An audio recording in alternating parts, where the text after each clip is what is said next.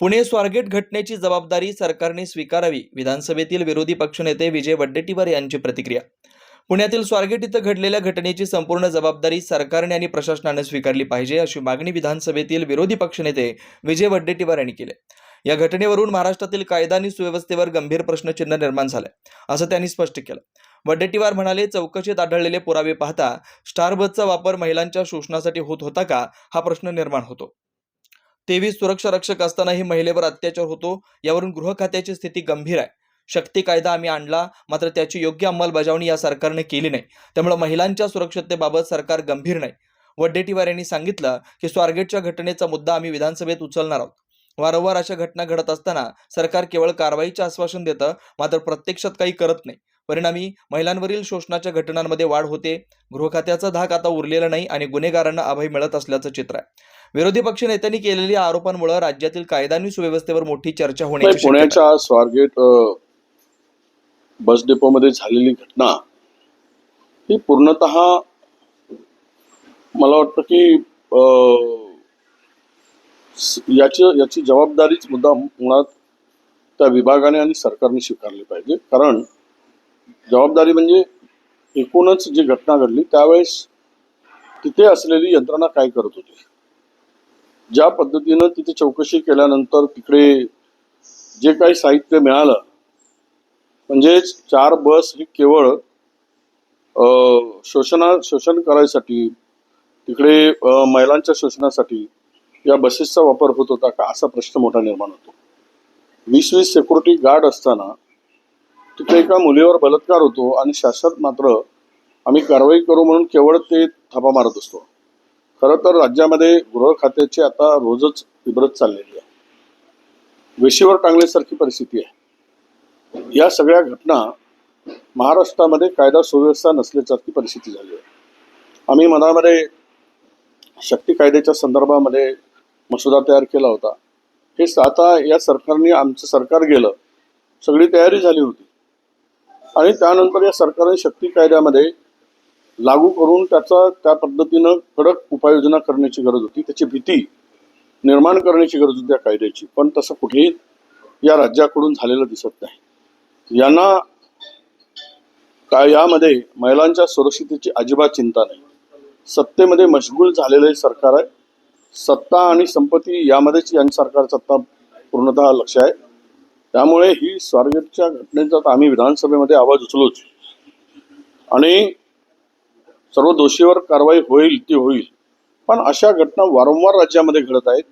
यासाठी सरकार काही गंभीर आहे की नाही हा खरा प्रश्न येतो. सरकार गंभीरतेनं या सगळ्या घटनाकडे बघतं की नाही. केवळ झालं की आम्ही काहीतरी करू, आम्ही अटक करू, कारवाई करू, नाही तर कोणतंही सरकार असेल तर करेल. पण ज्या पद्धतीने या घटनामध्ये वाढ होत चालली, महिलांच्या शोषणामध्ये वाढ होत चालली, बलात्कारामध्ये वाढ होत चालली, अत्याचारामध्ये वाढ होत चालली, पॉस्कोच्या केसेसमध्ये वाढ होत चालली, त्यामुळे सरकार म्हणून काही कडक भूमिका स्वीकारणार की नाही, की सरकार म्हणून त्यांची जबाबदारी आहे की नाही हा खरा प्रश्न येतो. म्हणून सरकारला आमचा शेवटचा असा इशारा आहे की तुम्हाला गृह खात्यामध्ये जे काही आता हे चाललेलं आहे हा कायद्याचा राहिलेला नाही राज्यामध्ये, आणि त्याबरोबरच त्याच्या पलीकडे जाऊन या राज्यामध्ये एकूणच आत्ताची राजकीय परिस्थिती जी काही निर्माण झाली त्यामुळेच गुन्हेगारांना अभय असल्यासारखं वाटतं. मग त्या अनेक घटना आहे. एकीकडे आम्ही एखादी शब्द एकेरी भाषेत उल्लेख केला म्हणून आपल्याकडे एकीकडे माझ्या याला काही भाजपच्या लोकांनी आंदोलन केलं आणि दुसरीकडे मात्र तो सोलापूरकर, तो कोरटकर, तो छिंदम याचा साधा निषेधाचा फलकही यांच्या हातात दिसला नाही. म्हणजेच याचा अर्थ असा आहे की छत्रपती शिवरायांची बदनामी करणाऱ्यांना अभय द्यायचं, कारण तो आपल्या कुळातील आहे म्हणून, आपल्या पक्षाचा आहे म्हणून, आपल्या RSSचा आहे म्हणून. जर अशा पद्धतीनं महाराजांची बदनामी करण्याला अभय द्यायचं, त्यांच्या तोंडातून त्यांची तोंड का शिवली गेली, का निषेध केला गेला नाही, आणि काही उपटसूम माझ्यावर हे करून मी काही वाईट बोललेलो नव्हतं, मला त्यावर अजून बोलायचं नाही, माझं वाक्य स्पष्ट आहे त्याच्यामध्ये. आणि त्यामध्ये मात्र हे रस्त्यावर उतरतात. किती बेमान विचारांची ही माणसं आहेत आणि यांच्यामध्ये पुण्यामध्ये किती बेईमानी भरलेली आहे. मग तो शिवाजी महाराजांच्या मृत्यूपासून तर संभाजी महाराजांच्या मृत्यूपर्यंतचा इतिहास पाहिला तर ही जी बेईमानी आहे, ही बेईमानी महाराजांना सातत्यानं अपमान करणारी जी काही विचार आहे, तो विचार या राज्यामध्ये पुसण्याचं काम देवेंद्र फडणवीस करतील का, हा त्यांना आमचा प्रश्न आहे. पोलिसांना अजूनही 72 तास झाले आहेत पोलिसांना सापडण्यात, त्याच्यावर 1 लाखाचा इनामही ठेवला आहे. त्यासोबतच तो राजकीय पक्षांशी निगडीत असल्याचं बोललं जात आहे. असं आहे, तुम्हाला माहित आहे की अंबरनाथच्या घटनेमध्ये संस्था चालकांच्या वर अजूनही कारवाई झाली नाही आणि आरोपीचा एन्काउंटर करून शिंदे नावाच्या मारल्या गेला. इथे प्रत्येक ठिकाणी राजकीय सत्ताधाऱ्यांशी हितसंबंध असलेला माणूस त्याला अभय देण्याचं काम राज्यामध्ये बिनधास्तपणे सुरू आहे आणि त्यामुळं हाही आरोपीला उद्या जर अभय मिळालं तर वावगं नाही. कारण आपण पाहिलंय की बीडच्या घटनेमध्ये 2 खून होऊ नये, मुंडेंचा खून झाला आणि त्या मसाजोगमध्ये देशमुखांचा खून झाला. आरोपी कोण आहे, काय, कोणावर खुनाचे गुन्हे दाखल झाले, प्याद्यांना पुढे केलेलं आहे. मेन आरोपी त्यातून बाहेर आहे. मेन आरोपीवर अद्यापही खरं म्हणजे तो मंत्रालयात बसून, कॅबिनमध्ये बसून तो आनंद घेतोय आणि अशा पद्धतीनं जर राज्यामध्ये सुव्यवस्था, कायदा सगळं विस्कळीत होत असेल तर मला वाटतं की सरकार म्हणून हे अपयशी सरकार आहे असं माझं मत आहे.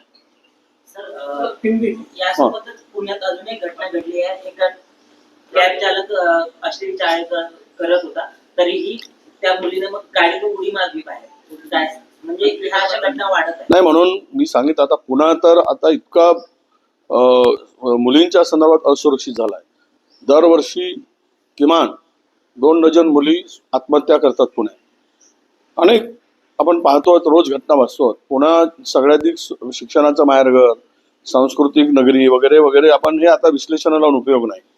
या सगळ्यामध्ये राज्यामध्येच जो शक्ती कायदा आहे त्या कायद्याची अंमलबजावणी, कडक अंमलबजावणी त्वरित व्हावी आणि कायद्याचा धाक दिसावा ही सरकारकडून अपेक्षा आहे. ते दिसत नाही.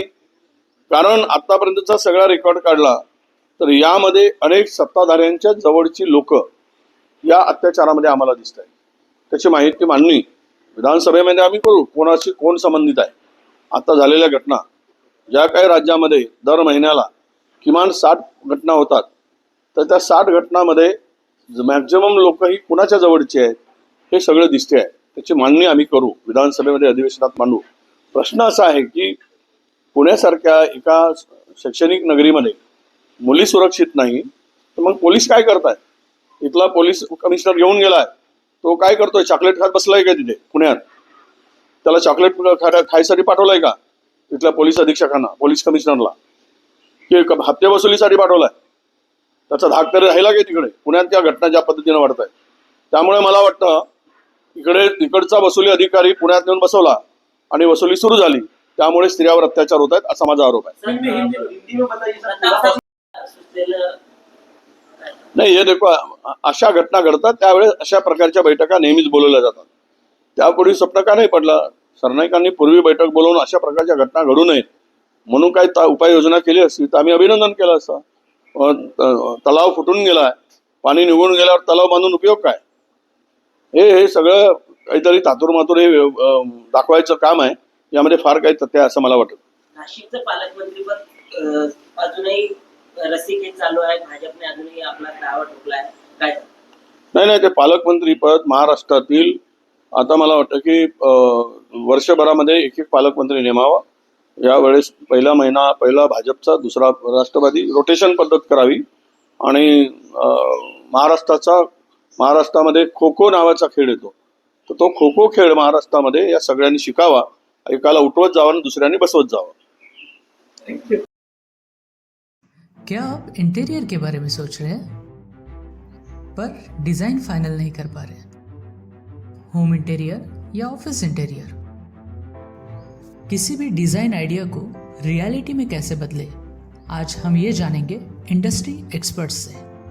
हमारी कंपनी जो है डिज़ाइन ब्यूरो, उसमें इंटीरियर डिज़ाइनिंग, रिनोवेशन और architectural design landscaping end renovation, furnitures, ये सारे जॉब्स हमारे यहाँ होते हैं और पिछले 20 साल से हम लोग इस फील्ड में हैं। और इसमें 2 से 3 कैटेगरी आप इसको डिवाइड कर सकते हैं, जिसमें कि हम रेसिडेंशियल बोलते हैं, कमर्शियल बोलते हैं और रिनोवेशंस बोल सकते हैं। बेसिकली क्लाइंट्स की नीड्स को अंडरस्टैंड करना, सो नीड बेस्ड एनालिसिस हमारे यहाँ होता है।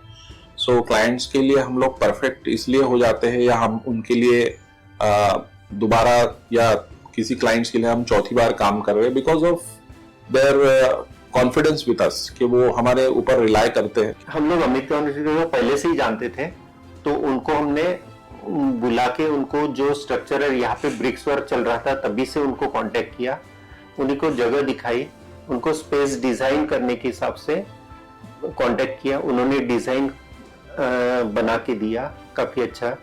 जो भी मीन्स उसमें जो भी चेंजेस थे उनको वर्कआउट किया हमने, जब जो मटेरियल लेना था वो साथ में हमारे आए, सिलेक्शन के लिए आए, वो जो भी सारा सिलेक्शन उन्होंने काफी अच्छे से करवाया। जो भी उसके बाद में जो एक्सपेक्ट था उससे ज्यादा बेटर ऑफिस उन्होंने बनवाया। बजट अगर आपका लिमिटेड है तो लिमिटेड बजट में भी आप एक अच्छा इंटीरियर कर सकते हैं, ये हमारा विश्वास है। और हमारे क्लाइंट्स के लिए हम वही दे रहे हैं और उसी से हमारा क्लाइंटल बड़ा है। हर क्लाइंट की एक अलग स्टोरी होती है, उनका एक अलग रिक्वायरमेंट्स होता है। कई बार ये सारा मिस आउट हो जाता है, हम अपने डिजाइन उन पे लाते हैं, वो नहीं होना चाहिए। उनको क्या चाहिए वो हम डिलीवर कर सकते हैं, बस वो उनके बारे में हमको समझना पड़ेगा। तो हमारे इसमें हम एक ही बोलते हैं कि ड्रीम कम्स ट्रू। आप ड्रीम देख रहे हो, हम उनको फुलफिल करेंगे, वो हमारी रिस्पॉन्सिबिलिटी है।